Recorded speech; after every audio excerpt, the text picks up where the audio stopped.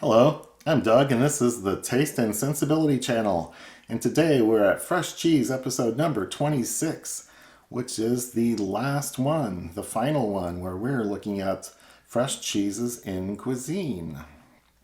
So I want to recap what we've done in this series, which is basically because of this woman's book. I went to a whiskey and cheese tasting. My daughter bought me a ticket for my birthday. I thought, great, I like whiskey and I like cheese. So I went, and the whiskey was wonderful, and the guy at the whiskey guy at the liquor store was doing the explaining and presentation. But the cheese woman came out and she paired up appropriate cheeses for each whiskey, and she was fascinating. She had great presentation skills and just knew how to talk about all of it. And she was selling her books afterwards, and I didn't really catch on at the time, but when I bought her book and took it home and started reading the beginning of it, and I went, aha, click, everything made sense with the way she organizes her information into gateway cheeses. If you like mozzarella, you will like blah, blah, blah, blah, blah. And if you like manchego, you will like all these. And if you like Parmesan or blue cheese, you will like all these things. So she's got it organized in similar families or groups that have a lot of similar characteristics. So once I saw that, I was no longer afraid to explore cheese or try to understand it. It seemed like one of those big areas that was always intimidating, too complicated. How many things do you have to know about? How much geography? How much other cultures? But once I saw her framework or her outline for it all, it gave it a lot more logical structure and where I could learn on my own and pin things onto it. So we've done that here in this series. So these fresh cheeses are represented by her mozzarella gateway. The set here has all 9 of her gateway cheeses. So here we have, now I'm going to be tested. Havarti, Manchego, Taleggio, which is the beginning of the stinky cheeses. A cheddar, brie, that's gonna be next, but not for a few months. A Swiss, blue cheese, and Parmesan Reggiano down here. So those are her gateway cheeses, and we'll get to those in coming years because it will take that long to go through these. So she does a wonderful job of presenting the information on each kind of cheese. She's an expert. She's worked in retail for years, and then now she's a consultant on several different levels for lots of different things. And this is actually her second book. So she has great ways of presenting the information. She has flavor spectrums. She has lots of lists and charts and ways of presenting a lot of information very succinctly. So this is just the beginning group of her 9 gateways. So I was going to throw up a list right up here, I think, of the cheeses that we reviewed in this series. And then there's a short list of cheeses that are not listed in her mozzarella gateway, but once I saw them in a store, I recognized them. Oh, these are fresh cheeses like mozzarella. And I can pull these into the series because here it is. And then there were a few cheeses listed right here that I could not find in good cheese shops, good cheese departments, and grocery stores, either in New Orleans or Dallas. And I remember the cheese shop owners bemoaning the fact that people weren't interested in these. Most people go into a cheese shop, they want to get 5 or 10 interesting things for a party, for their guests, and put them out, and people eat them on crackers or with fruit or with wine. But these fresh cheeses are ingredient cheeses, and they don't get the same respect or attention or fame that some of the other famous cheeses do. So they really cover a smaller spectrum of flavors. I kept saying cream, milk, dairy, sweet. I mean, so many of these fresh cheeses are very similar and unaged and don't develop a lot of complex flavors. And then there are also ingredients. You only notice them when you're having that one dish. So the cheese shop owners can't really get people to pay attention to the ingredient cheeses and the fresh cheeses. And they're also very perishable. A lot of people can throw cheese around the fridge and leave it in there for months and months and months, and nothing much happens to it. But these fresh cheeses are not like that. So there's lots of things working against them. So they're not going to be famous like Limburger or Stilton.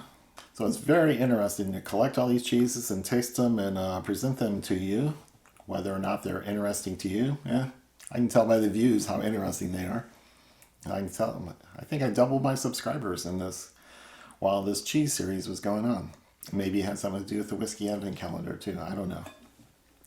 But anyway, I learned so much about this. I usually have a bunch of bullet points in my head and all these things I want to mention, and then I don't mention half of them. Some great important point I left out in the video right after I'm done shooting, or while I'm editing. I go, oh no, I didn't mention that anywhere.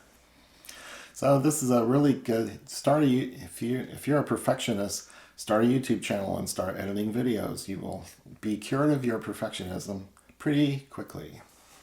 And another thing I want to say more than I do is to praise God and thank God for all the wonderful flavors, tastes, smells, and things that He puts into our food. This is all unnecessary for any biochemical reason or material reason. It's not necessary for the biochemistry or for respiration or energy relief. It's just for our pleasure. And it's wonderful. God is extravagant with these things. And there's so many, they're hard to keep track of. And we rush by them way too fast. So it's good to slow down and notice and appreciate all the tastes and smells that are in our food around us. And that's one of my reasons for doing the channel.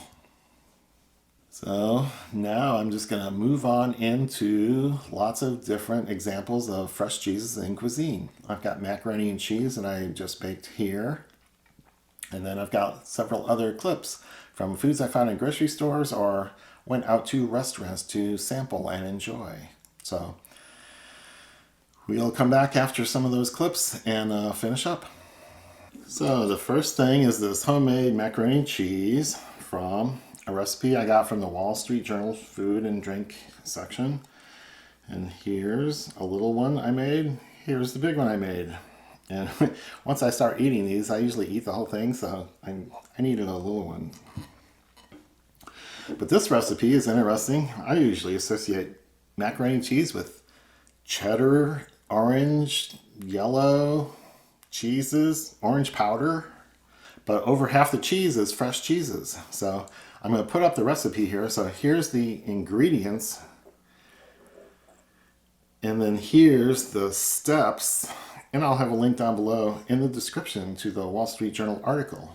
So it's a subscription basis, but with an email share, they will let you look at the thing. They'll let you look at one article.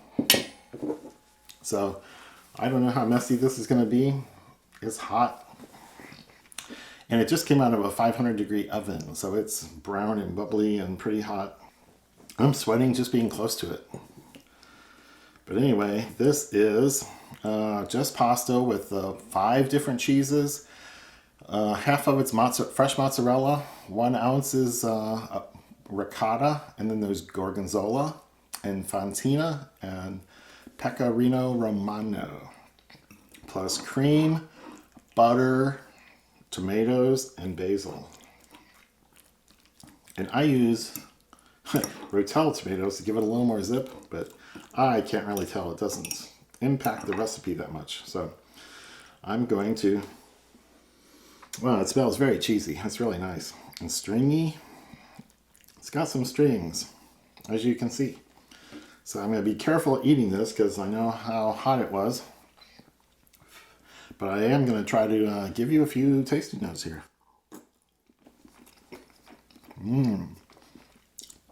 Creamy, rich, aromatic. The different cheeses really contribute. Even though there's just 1 ounce of Gorgonzola in the whole thing, you can tell. It's 1 ounce of ricotta in the whole thing, you can tell. And the Fontina and the Pecorino Romano, which is kind of buttery, aged, older. Great mouthfeel.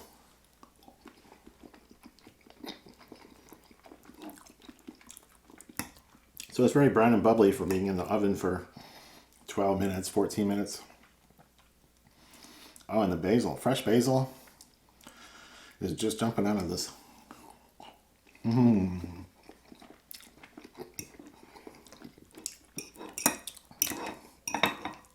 So this is the second time I've made it.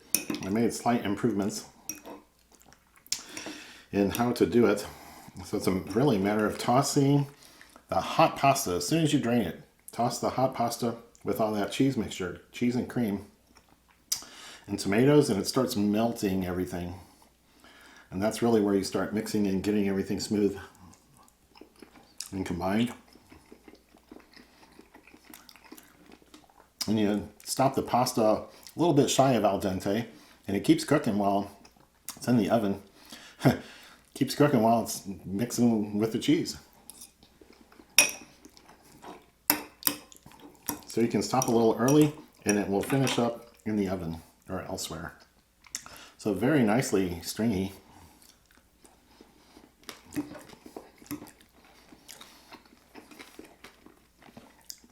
So these are pretty much all primo cheeses, except maybe the ricotta, which is regular everyday grocery store dairy stuff. The mozzarella is the common brands that you see everywhere, but fresh mozzarella.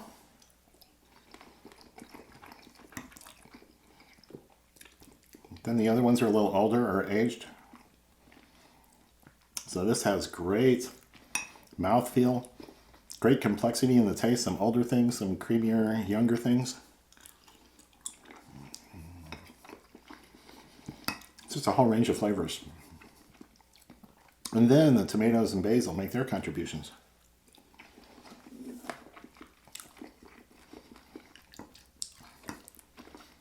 That's how I'm starting off the cuisine section of fresh cheeses.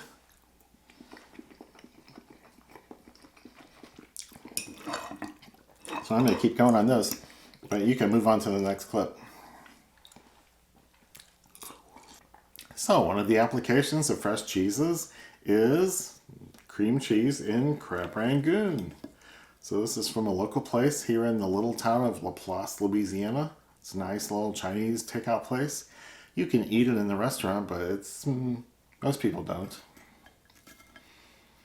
So these are just beautiful golden brown. And they got a cream cheese filling with some nice crab. And crab is plentiful here in southern Louisiana. So lots of places just kind of have a smell of crab or fake crab legs or something like that. But this is really good. So it's definitely cream cheese.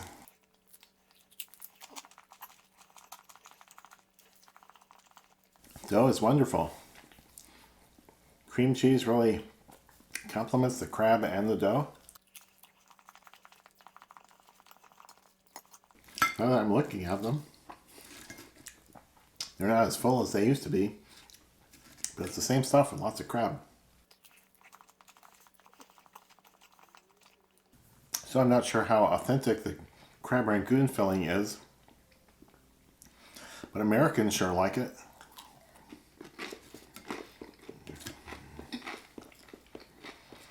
And down here in southern Louisiana, people expect this to be fairly crabby.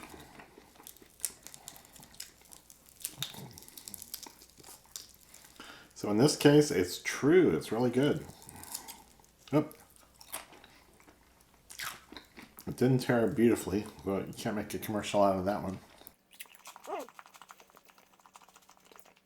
I'm seeing scallions or green onions in there, but not much else.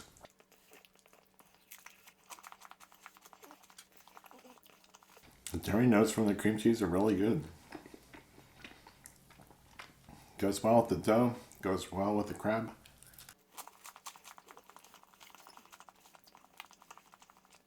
So that is a spectacular use of cream cheese, a fresh cheese, in cuisine. So that's that one.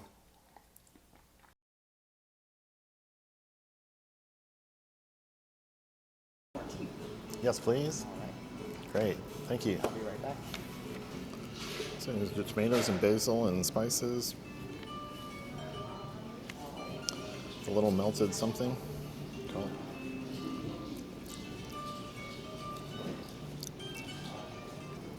So I'm going to start in on the first one here. I'm just going to try to cut it with my fork. Tomatoes are a little hard, but I don't care. I'm after the cheese. And there's a mayo or something in between the fried cheese and the tomato. Yeah, I'm going to cut it with a knife. Make quarters and eat it all as a combination. And I see some olive oil drizzled on top too.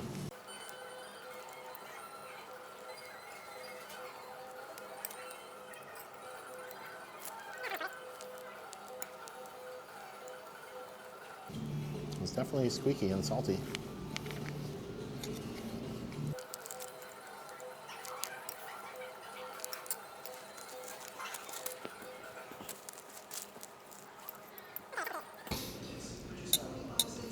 Tomato is a little watery. The cream or sauce, it's a little tart, like a mayo or vinegar-based product.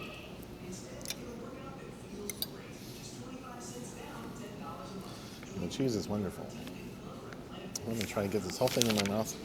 Don't watch.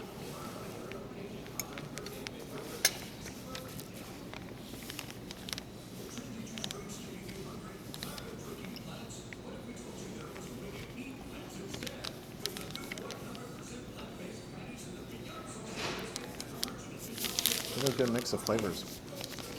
The olive oil, the basil, the mayo-based cream in between, and the saltiness and fried surface of the cheese against the cold wet of the tomato. That's a very interesting combination of flavors and textures.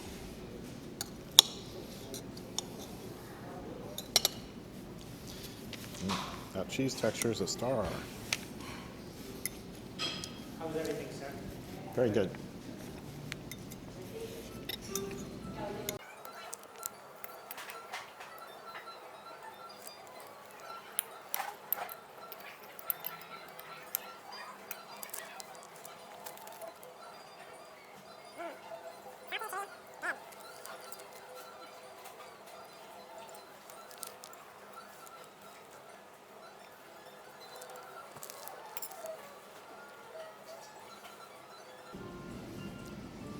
So that was a great appetizer.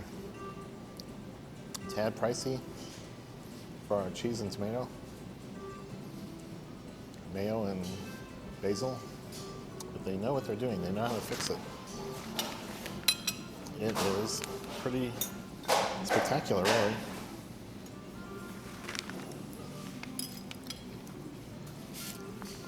So I'm going to clean up a little bit because I made a mess.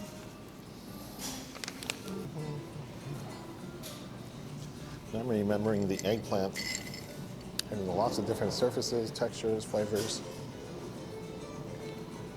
A stack of different discs. And very tall, hard to cut up. But again, a great combination. So we will learn soon. I will remember all of it. There we go. Great, thank you. You're welcome. So I'd say tomatoes, eggplant, spinach, and cream all around the base and bottom, and 3 or 4 nice little slices of halloumi. It's been fried or browned. Maybe the whole thing was in a broiler. I don't know how they make it. Not a lot of spices, just the parts, the stuff. So several slices of eggplant with dark skins that I may leave behind.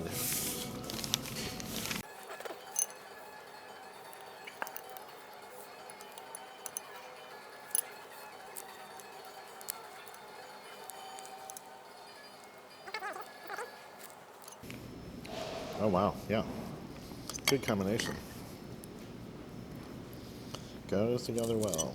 Crispy spinach. As the menu said.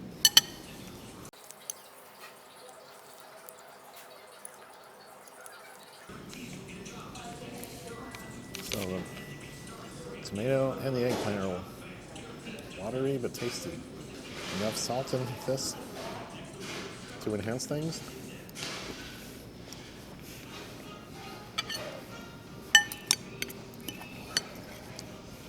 And then the cream sauce is rich and is a contrast, taste-wise, texture-wise.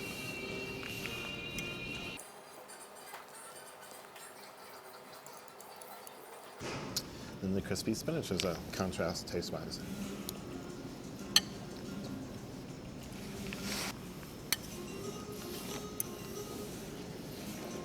Wow.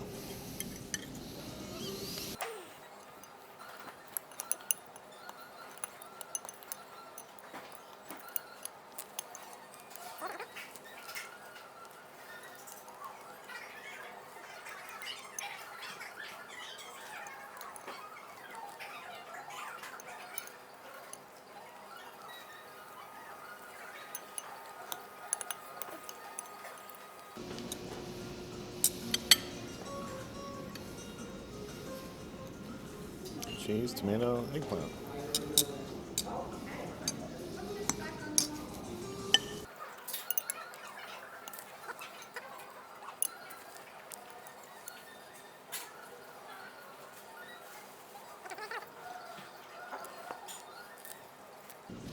And this is out of tomato season, so tomato is just a hothouse tomato. So both of those were just as flavorful and sophisticated as I remember. A good use of halloumi. Halloumi.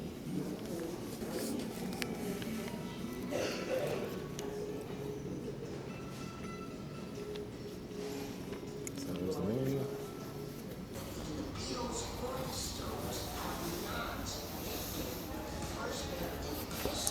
So I'm in a local Italian restaurant that's known for pizza and other things. And I'm going to get their Margherita. But it doesn't just have fresh mozzarella on it. They put on burrata. So that's the special thing here that I'm going to exploit. Yeah, so you have a YouTube channel? Yeah. What is this? It's called Taste and Sensibility. Taste and Sensibility? Sensibility. Sensibility? I'm going to check it out, okay? Okay. All right, here we have the Caesar salad for you. All right, thank you.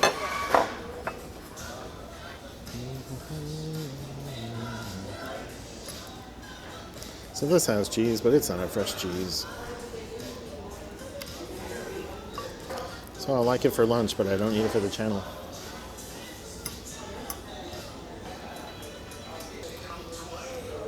Minty. Must have been good. All right, and here's the margarita pizza for you. Thank you. You're welcome.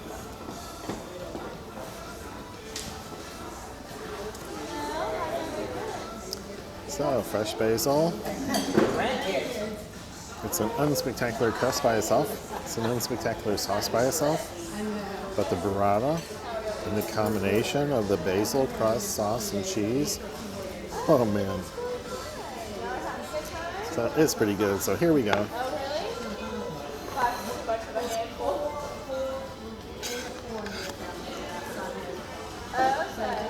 I'm going to eat one without adding cheese and peppers and stuff to it.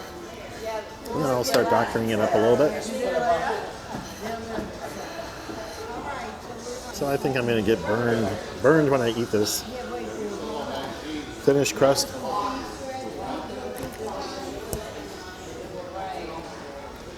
Heavy with cheese, wow. Creamy, dairy. Fat notes.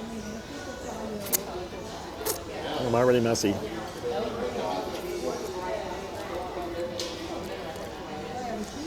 I'm already messy, and I'm getting burned.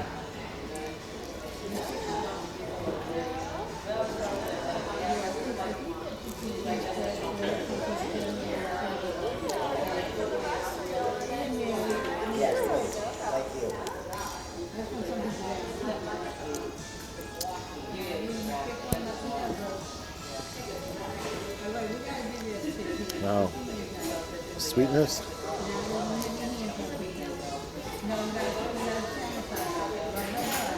I think the sauce is sweet. The crust is not sweet. And the cheese has the sweetness. Just a nice neutral dairy, fat, dairy note, milk, cream. And then more cream.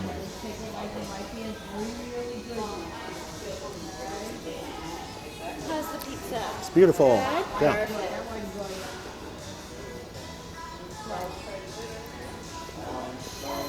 That was wonderful.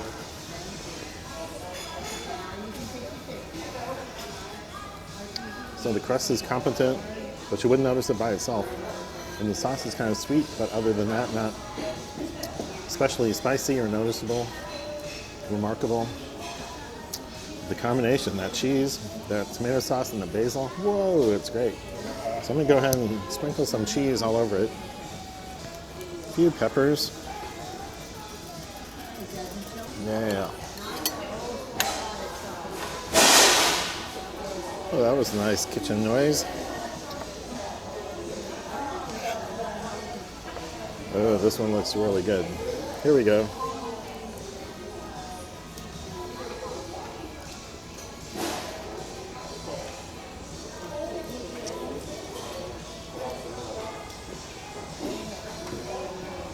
So the Parmesan I added gives it a little more savory note. Older.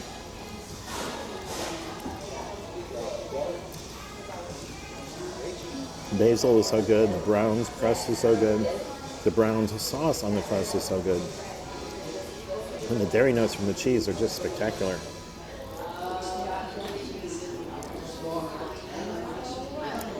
It's a contrast and a compliment. Mostly contrast.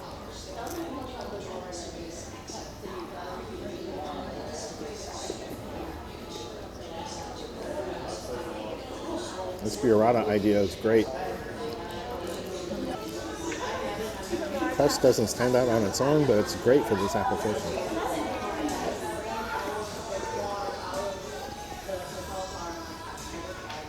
It blends well. It doesn't say jump up and look at me, but it blends well with the sauce, with the cheese, with the basil.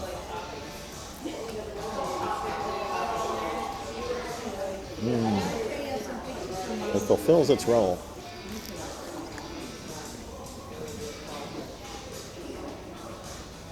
It's a little bit weedy and grainy and bready. There's a little cornmeal on the bottom, I think.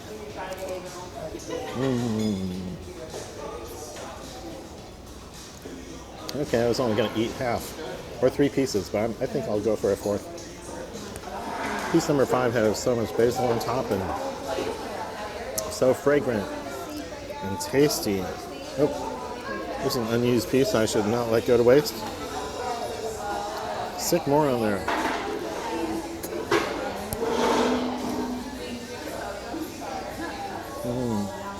Herbal, vegetable. On top of all the other good stuff. Dairy notes are so strong.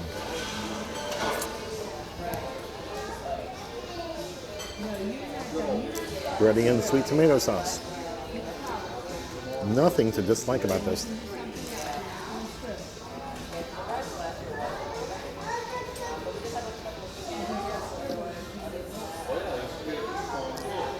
Basil aromas are just filling my whole nasal cavity.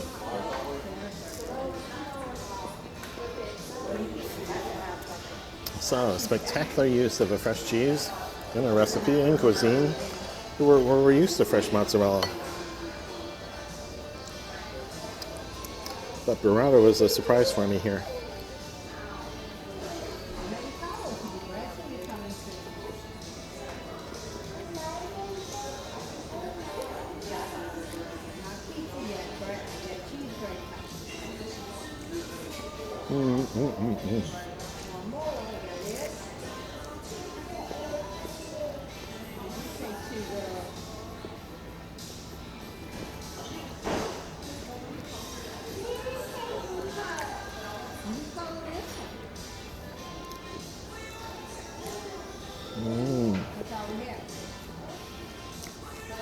So much basil. So much basil flavor. So much basil aroma.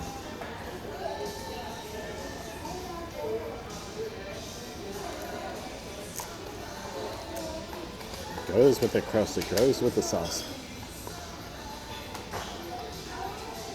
one big happy family. And I ate it all.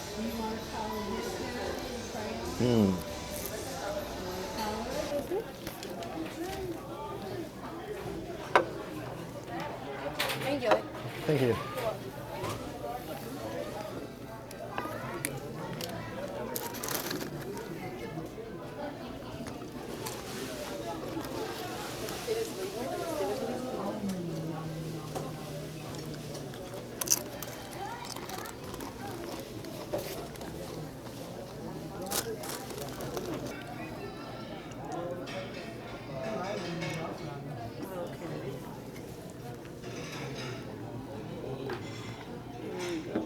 Okay, we got a few more minutes.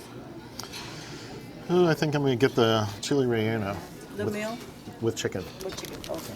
Thank Okay, thanks. you. Yes.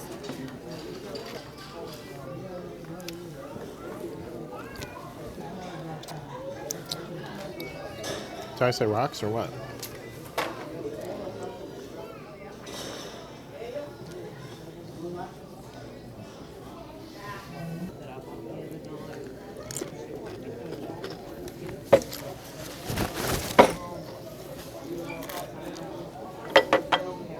Great, thank you.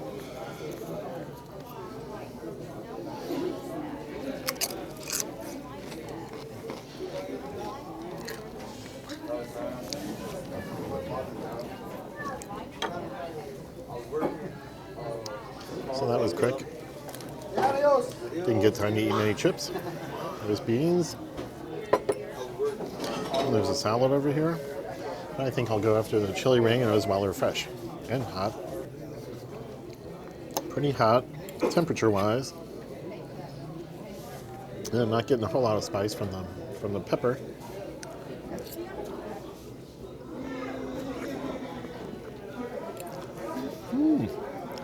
But the cheese inside is melty and hot. There's a nice bready coating on the pepper. It's fried well. Everybody fries well in the New Orleans area.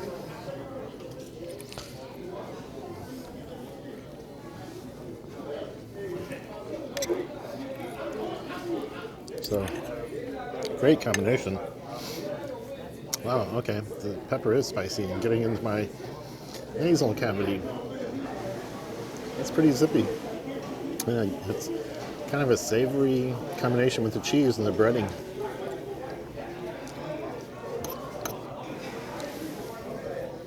It's a very rich combination for something that could be plain.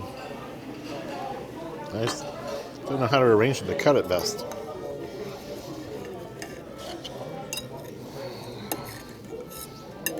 Okay, that's good.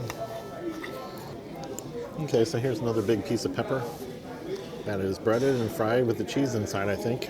I don't know how they make these things. I'd have to see videos or read instructions.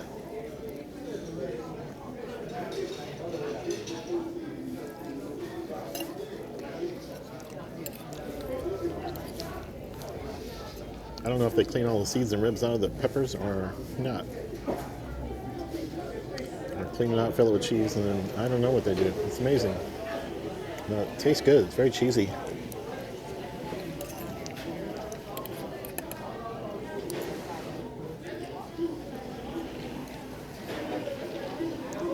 And the peppers are really good spice level. I get lots that are mild. Get lots that are moderately spicy. These are a notch above moderate. And I like the effect.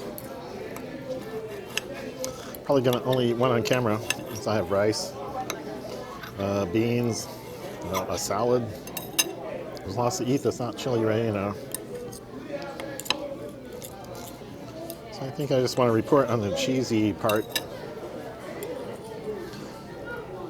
A great use of cheese.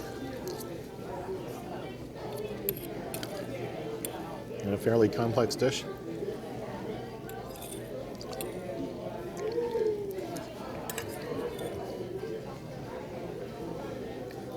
The grilled chicken adds another savory layer to it.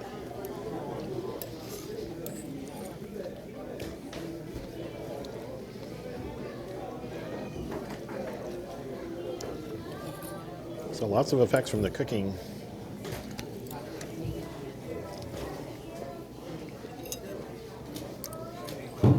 browns breading on the fried part, on the fried batter. Kind of a cooked pepper that mellows it a little bit, but partly uncooked. So it's still pretty zippy, almost raw.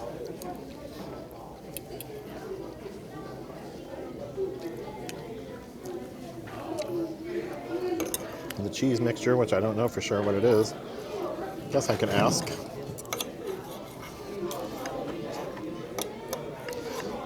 But certain times when you cut it, you see the cheese runs out all over the plate. It's pretty warm, pretty liquid, and very tasty. There goes more.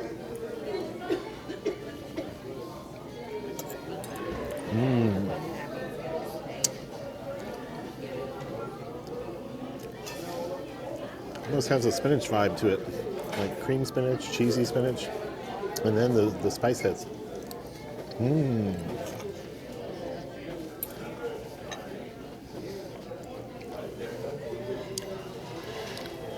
That's not a good way to eat it.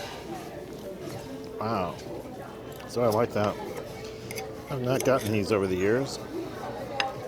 I know what they are, know they're around. Maybe wasn't prepared to appreciate them until now, but I like it.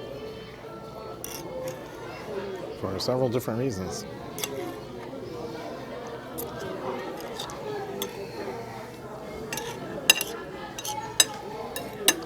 So, I pretty much demolished the first one. Here's the last little bits.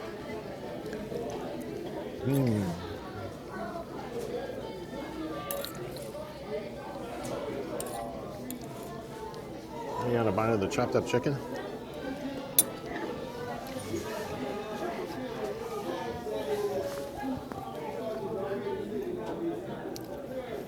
Very good. Very good use of cheese. Thumbs up. Go get it. It's wonderful. See you later.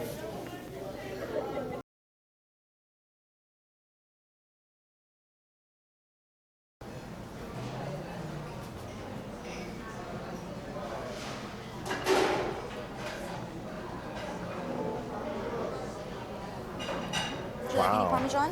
Yes, please. Just tell me what. That's good. Thank you. Can I get you anything else? Could you bring a menu? Yeah. Okay. So, can you see those? It is a pretty big bowl, platter, serving dish. Okay, a lot of stuff in it. And now my new Parmesan cheese has melted into it.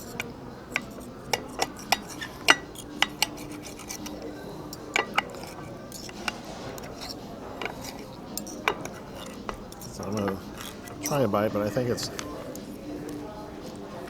very likely too hot to eat. It's got fresh basil all over it. So the main question, of course, is what kind of cheese is this? The menu said mozzarella and ricotta, as you might expect.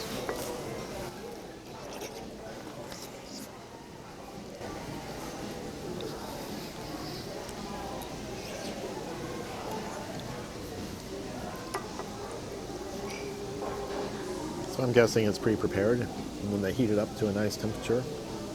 It's very hot. And this is mostly too hot to eat.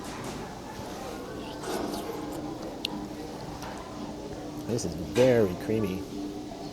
The cheese is melted into a big mass. Creamy and dairy for sure. Meat, red sauce.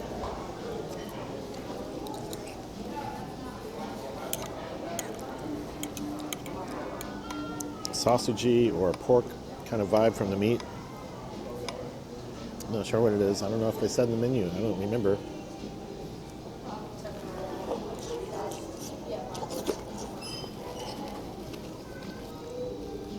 Ooh, very hot.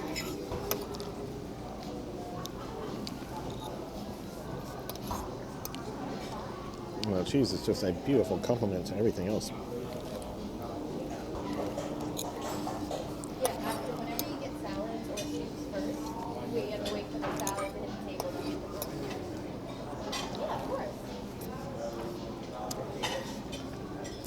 So creamy.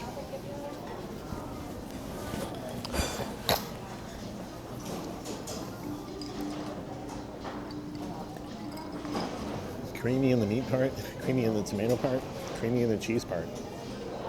And there's pasta in there somewhere too. Big clean. Signature meat sauce, Alfredo. 1,200 calories.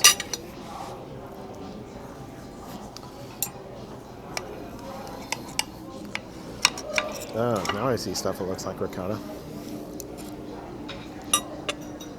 Okay, I'll make it smaller so I don't burn myself. Pasta sauce, cheese.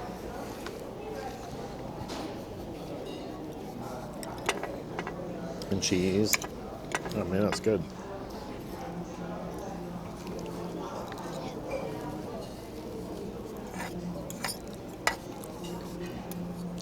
Wonderful combination. It's pretty much better than I can do at home. And I'm pretty good at it.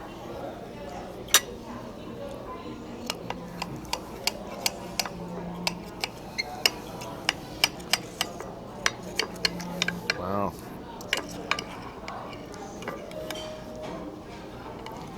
I'm trying to show layers here. Let's find out.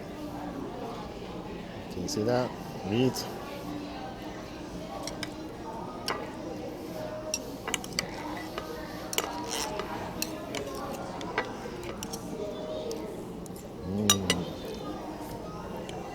A lot of meat in this piece. Okay, definitely a big wad of ricotta there. You see all the grains and texture. More ricotta, I see. Taking it right on the meat piece. Wow.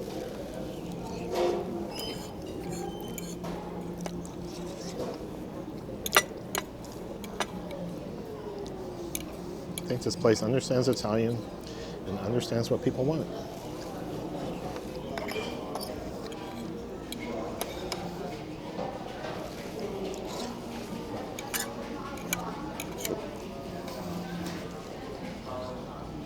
I don't know how big the chain is. It's clearly a notch above Olive Garden and other big national chains.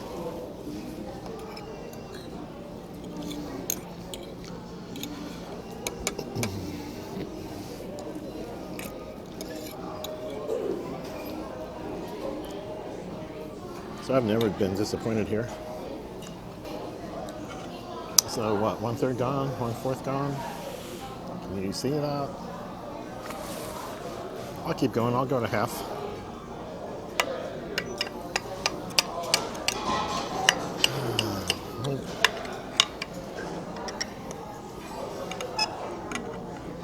Let's try that layer thing again. Can you see that? Whoop, there it fell. Full of cheese, yeah. I don't care if it falls. I'm just devouring this stuff because it's so good. So the stringiness tells you it's mozzarella. And the granular stuff tells you it's ricotta. It hasn't melted all the way.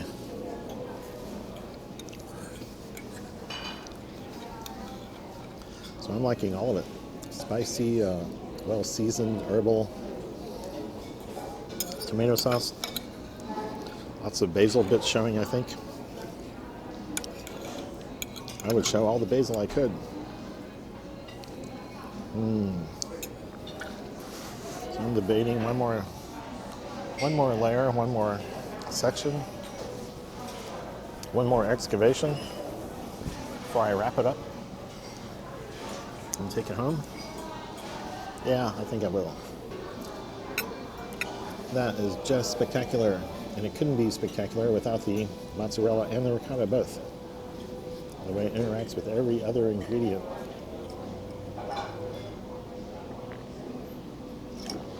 Okay, that's all for now. I'm gonna have to give up.